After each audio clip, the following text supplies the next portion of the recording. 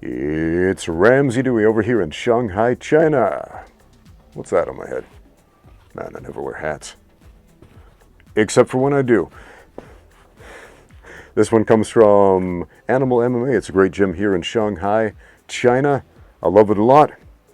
It's my friend Kyle's gym. You've seen him on my channel. We've done some podcasts together. We've done some technique videos together. Great guy. Awesome dude. And yeah, I'll be coaching some classes over at that gym. Come check it out. And also thanks to the channel sponsor, xmartial.com, where you can find great rash guards like this and all kinds of other great mixed martial arts, Muay Thai, BJJ gear of all sorts. And don't forget to use my code Ramsey10 for a 10% discount on everything. Now, on to the questions. Our friend Hazik says, any tips on how to increase the bone size of the lower legs? Like you have pretty balanced ratio between thighs and lower legs, unlike many professional fighters with skinny lower legs. Does it make a difference though? If yes, how to have lower legs like you? I've been getting a ton of comments lately on my legs. Ramsey Dewey, you got giant thighs. I had no idea. You're a Quadrosaurus Rex. How do I have legs like you? I want my legs to grow. And the answer is pretty simple. Squats, deadlifts, wrestling, ballet, movements where you use your legs and put weight on them. Where there is the force of gravity working against you to an extreme degree. I am not a naturally big person. At the age of 18, I was 6'1", 185 centimeters, same height I am now as a grown man, 42 years old. But right now I weigh about 205 pounds. What is that? 93, 94 kilos, something like that. And back then I weighed about 90 pounds, which is what, like 42, 43 kilograms? Not much. I was a skeleton, and my bones were not thick. They were not strong. I was weak, and I was sickly, and man, those were some hard times.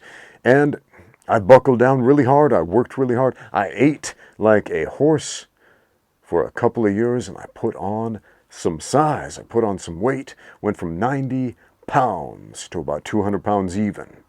Then I got really, really sick at age 21, and I lost all that weight. I spent 3 months in the hospital, hooked up to machines, unable to eat or drink anything. The only nourishment I got was from an IV, giving me a saline solution, salt water, nothing else, no calories. All my body fat gone, most of my muscle gone, intense atrophy, and then back down to a 90-pound skeleton. And I got out of the hospital and I worked on rehabbing myself, learning how to breathe normally again and talk normally again and walk again, and all these basic motor movements that we take for granted on the day-to-day if we can do them. And I got really sick again, ended up hospitalized again. Same thing, couldn't eat. Months of that, shrank back down to a skeleton, and this happened 3 times as an adult. And the idea of even keeping weight on and being more than a scrawny little skeleton that seemed like I would blow away in the wind, just seemed like a pipe dream, seemed like just a vain aspiration. But fortunately, by the grace of God and nothing else, I have managed to survive and not end up as an emaciated skeleton once again, or dead, or worse. But this last doctor that operated on me gave me some very wise and sage advice. He said, you want to prevent returning for another operation. What do I do, doctor? How do I prevent that? Move more, exercise more, lift weights, take up a sport, dance, do something, keep moving, be consistent. Essentially, he told me, get out there and train without saying, get out there and train. And man, I took that as seriously as any human can take anything. because my life depended upon it. I didn't start lifting back then, not really seriously. I did some bench presses and some curls and all those ego lifts that guys do when they go to the gym when they don't really know how to lift. And then they screw up their shoulders because they're bench pressing wrong.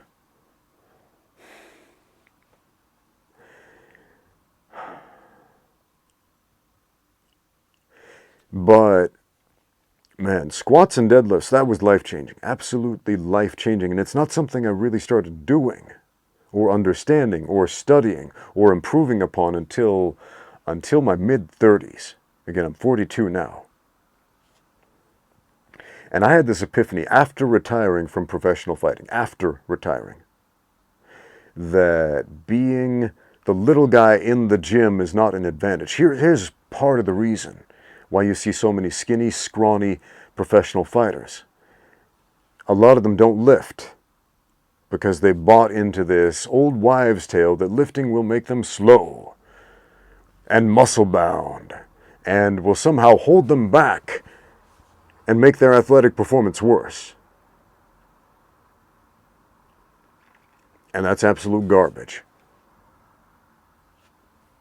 Strength training done correctly, periodized correctly into your athletic training for a fighter is not just helpful, it's crucial. If you want to be an athlete, you got to lift.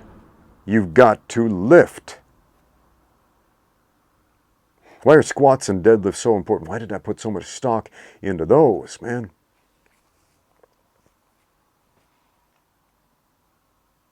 Why do I recommend those for fighters? Whereas we see so many fighters with scrawny, skinny legs. Again, a lot of them are also afraid, if I lift weights, I'm going to get big. And they think they're going to put on some weight if they lift weights, misunderstanding this concept that lifting weights doesn't make you big. It doesn't cause you to put on size. A caloric surplus causes you to put on size. Eating more calories than you are burning causes you to put on size and weight. Lifting actually burns calories. And unless you change your eating, lifting is not going to cause you to grow. In fact, quite the opposite, unless you are putting more calories into your system. So, simple mathematics and food science and basic misunderstandings about that and buying into old wives' tales about training. That's why we see a lot of skinny leg fighters. At the same time, most of the potential weight on a human being is in the lower half of the body. In your butt, in your hips, in your thighs, your quads, your hamstrings, these big muscle groups down here. And it's really, really helpful to have strength down there for every combat sport. Boxing, for example, but you don't punch people with your thighs. If you don't, you got a problem with your punching. If you are not contributing the power of your legs into your punches, then you kind of suck at punching.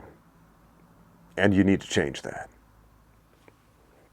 Wrestling, if you're not using your legs to drive and push and pull and everything else that you do in wrestling, you're probably not a very good wrestler.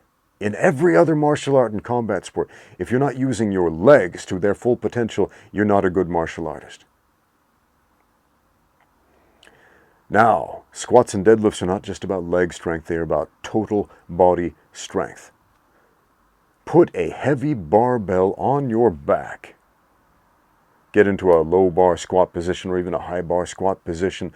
Oh man, especially a front squat position.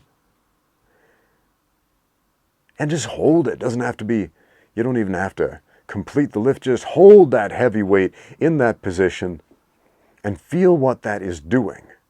Feel which muscles are engaging in your back, how much you have to engage and squeeze and breathe properly and maintain correct posture in order to not get crushed under that weight.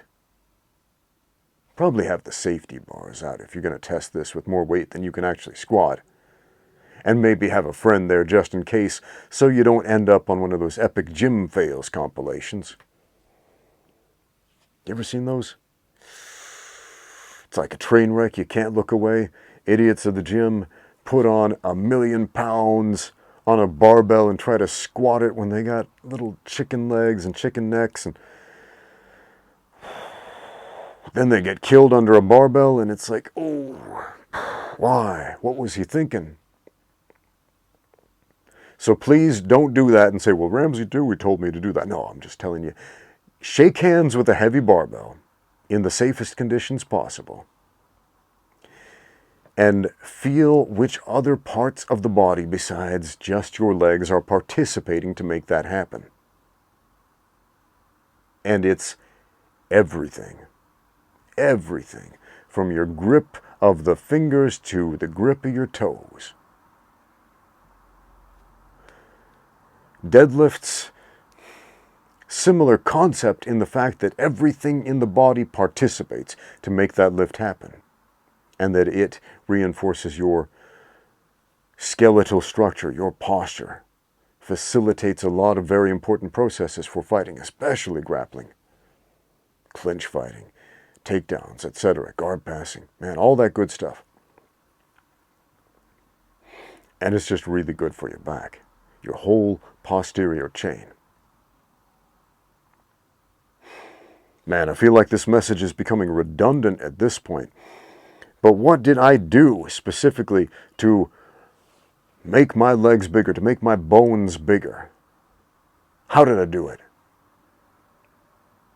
Consistency. Consistency. Man, I tried a bunch of different programs, and they all work if you're consistent with them. And when I say I tried a bunch of different programs, kind of sounds like I was not being consistent. By that I mean I spent several years practicing each of these programs on the regular, and I was consistent about it. And each of these programs yielded results, and made me better, and made me stronger, and made my bones more dense, and made my muscles bigger, and more capable of athletic movement.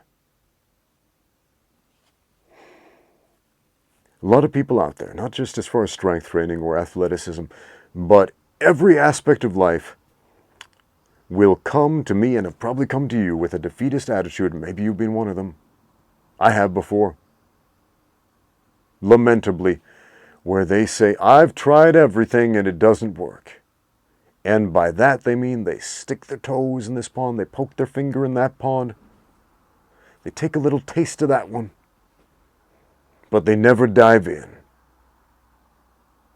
They never fully participate, they never immerse themselves, and they're never consistent about it. I went on a diet for a day and I'm still fat. Doesn't work. Half measures don't work. What works, my friends? Work works. Man, I remember looking at myself in the mirror and thinking, man, I got some skinny legs back when I had some skinny legs. I don't like having skinny legs. I want to have strong looking legs. I want to have powerful legs. I want to have legs where I can just kick trees down and knock people over with a push kick. I want to have a kick where I can throw a round kick and it's actually going to do real damage on a human being. I want to have legs that support my weight and somebody else's. If I want to pick them up, I will, and take them down and slam them or suplex them. If I want to pick somebody up from his guard and slam him or chuck him off me or slide him off me or whatever it is, I do not want weakness to be a limitation. If I am in a scramble trying to out-wrestle somebody, I don't want to get outworked. Being outworked, man. Being out-techniqued is one thing. When somebody beats you at technique, because you think, okay, I'll just learn this trick and that trick and then I'm good. But when somebody outworks you, not out-techniques you, but outworks you, that gets you right here, that cuts you to the soul, cuts you to the heart, because you realize that you didn't want it enough to be consistent enough to do the work. You didn't do the work, so you didn't get the result because you were too damn lazy about it. And that cuts you to the core. I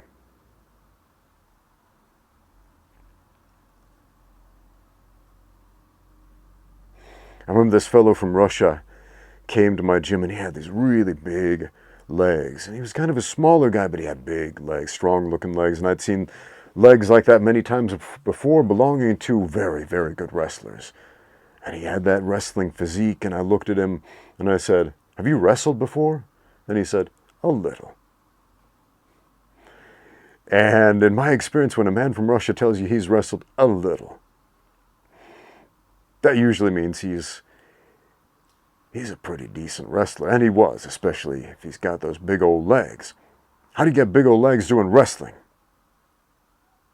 If you're doing it the right way, your legs are participating. They are carrying you. They are your workhorses. They are driving you. In the stand-up game, on the ground, every step of the way. Man, those legs are participating, and they get strong. So remember when I said, what do I do to get strong legs, upper, lower, etc., thicker bones, bigger muscles?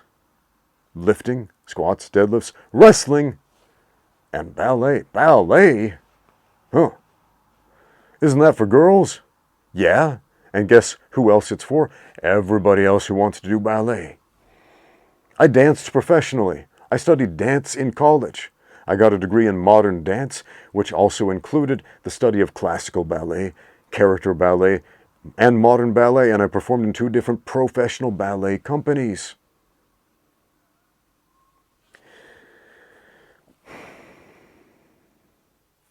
If you've ever looked at a professional male ballet dancer, and a lot of dudes are squeamish about that. I've been getting some comments lately. Some comments from some guys who've got issues with the male physique. Because when I'm at the gym, I'm often wearing Ballet tudo shorts or spats or some other spandex on my legs. Why? Because spandex is the most fantastic functional fitness fabric ever for combat sports. Complete freedom of movement. People can't grab the fabric on your legs. Nothing obstructs you. And when you are instructing, you can show people exactly how your hips are supposed to be moving. That is a huge thing. That's exactly why people wear form-fitting outfits in dance instruction. So you can see exactly how the hips are moving, exactly how the body is moving. So yeah, I've been getting these comments like, "Ramsey, you should wear some shorts over those spats. Why are you wearing those shorts? It's hurting my sensibilities. I can't fathom the thought of coexisting in a world with men, with bodies and legs.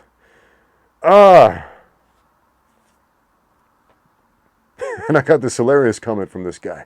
Made a video about the mounted triangle choke that nobody watched the other day. I think it's a great video, but I guess the internet is not that interested in learning one of the most effective top control positions ever in the sport of mixed martial arts that nobody's really using and capitalizing on. But man, mounted triangle, one of the best in my opinion. Not just as a submission, but more so as a striking position. As a position where you have complete 100% control over what happens in that fight and how to finish it. Any way you want. Anyway, I digress. So I'm making this video about the mounted triangle choke, and I'm wearing some spats from my awesome sponsor, xmartial.com. Go check them out. Use my code Ramsey10 for 10% off everything, including their awesome spats. They got some good ones. And this guy says, if I was grappling with a guy wearing spats and he tried a triangle choke on me, I would just elbow him in the crotch repeatedly because that offends my sensibilities. And I was like, dude, you got some issues you need to work through. What is up with people pathologizing male anatomy? What is up with that, man? What is up with that? Especially in the United States of America. I see this way more among Americans than anyone else. I spent my childhood in America. I've spent about half my life outside of America, in a number of different countries, South America, all over Asia, 12 years in China. And yeah, cultural attitudes are way different in America as far as the pathologizing of the natural male anatomy, and right now pathologizing men in general. Men are bad, evil, wrong, etc., right?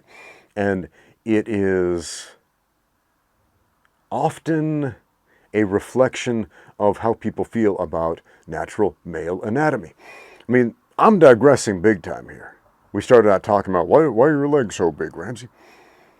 But yeah, man, the United States of America is an odd country for a number of reasons, one of which it's one of 3 cultures in the world that practices routine infant circumcision of male babies.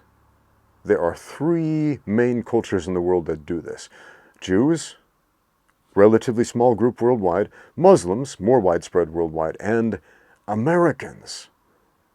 Figure something like 60% of American males are routinely circumcised at birth in hospitals.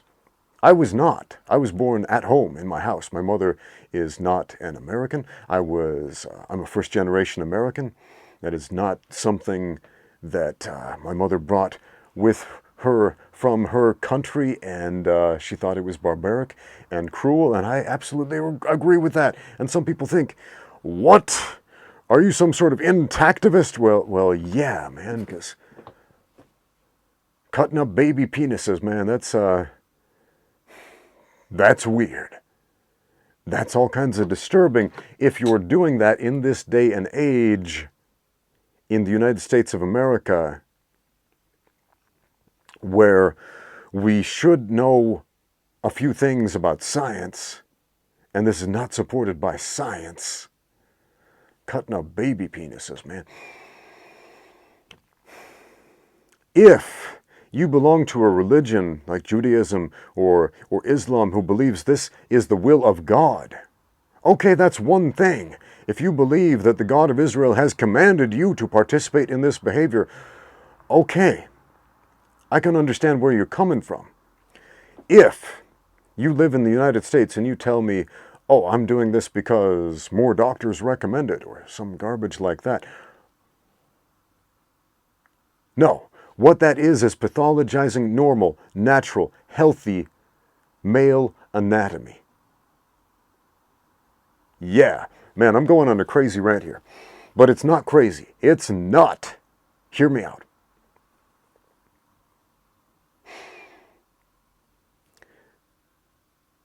Every mammal is born with foreskin around the genitals to protect sensitive body parts, to cover up mucous membranes, to protect sensitive parts of the body.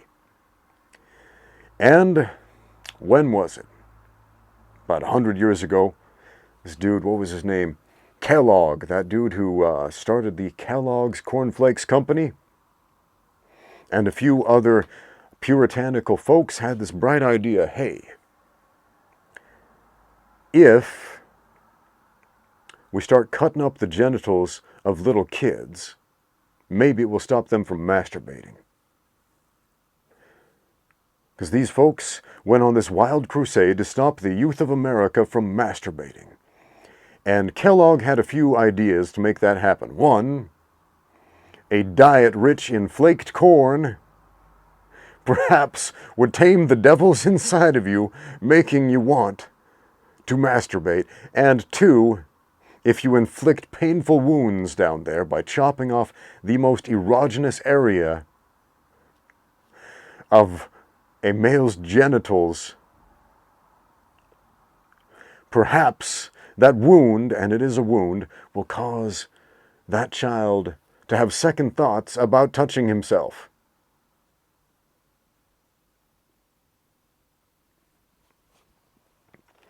And what do people say today? Well, it's cleaner. This is what Americans say.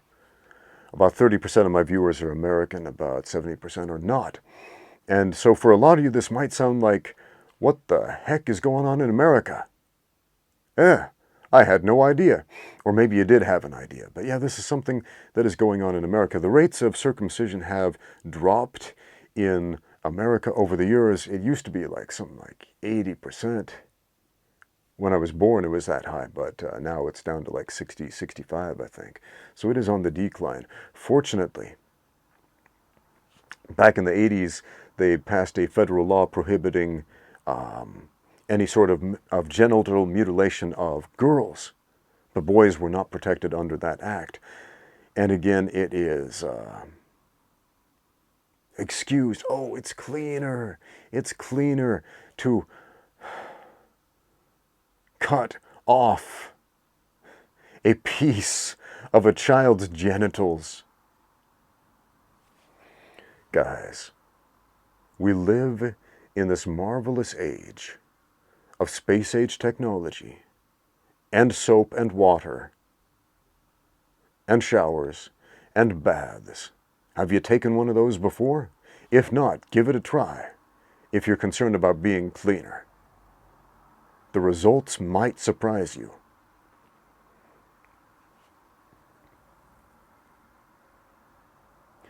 So yeah, there's my rant. Stop cutting up baby penises. It's not good. And I understand where the average person fits on that spectrum. They are told by a doctor that they trust this medical professional's opinion. We should circumcise this child. They give it a nice fancy medical name. They don't say we're going to chop off some baby penis. No, they said we're going to circumcise. It sounds official.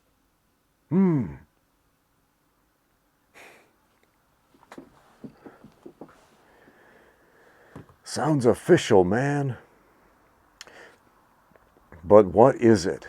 Pathologizing, equating to a disease, something that is natural, being born a man. It is a partial and even symbolic castration, if you will.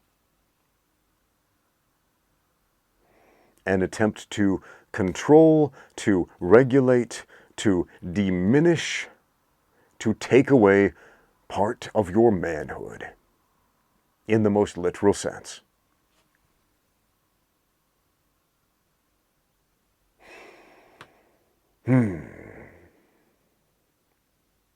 Anyway, so how does that trickle over into angry people on YouTube? Seeing a dude with some thick legs wearing a pair of tight shorts saying, cover that up, man. Nobody wants to see the shape of your body. If I ever grappled with a man wearing something like that, I would attempt to murder him. I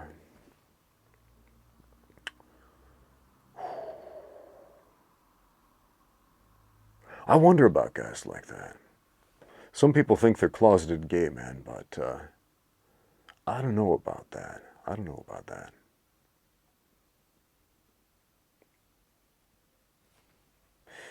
So back to that question. Can you increase your bone density? Yes, you can. If you were to fly off to the planet Mars and live there for a couple of years, your bone density would go down. Why? Because Mars' gravity is weaker than Earth's gravity. And if you live in a lower gravity environment, your body will make some redundancies. It will say, hey, we don't need all of this bone density here to support the load that you're carrying, so let's get rid of it and use that energy and those resources somewhere else. But if you were to live in a higher gravity scenario, if you were to carry heavy things around on the regular, your body would say, hey, we need to get thicker and stronger and denser to support this load. So that is the concept behind lifting weights, bearing weights, doing squats, doing plies, jumping around, experiencing gravity. Thanks for watching. Now get out there and train.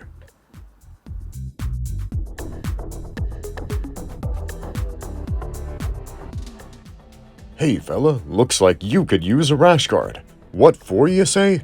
Well, they protect your skin against mat-borne illnesses, mat burn, and they make you look incredibly cool. But where do I get a rash guard from? Hey, have you heard of xmartial.com? Yeah? Then what are you waiting for? Check them out right now. xmartial.com has all kinds of rash guards, from sleek and simple, novelty, badass designs, and more. Channel your inner Japanese cartoon rat monster. Express your love for bad puns and kitty cats doing iconic jujitsu moves. Hey, that panda's gonna hit the other panda with a folding chair like a pro wrestler. And this one makes your right arm stand out. NoGiBJJGear.com is now xmartial.com, serving your needs beyond just no-gi Brazilian Jiu-Jitsu. Now, find brand new equipment for mixed martial arts, kickboxing, Muay Thai, wrestling, and more at xmartial.com. As always, use my code Ramsey10 for 10% off everything on the website. Once again, that's xmartial.com. Rash guards, spats, shorts, and more. Links and discount codes in the description below.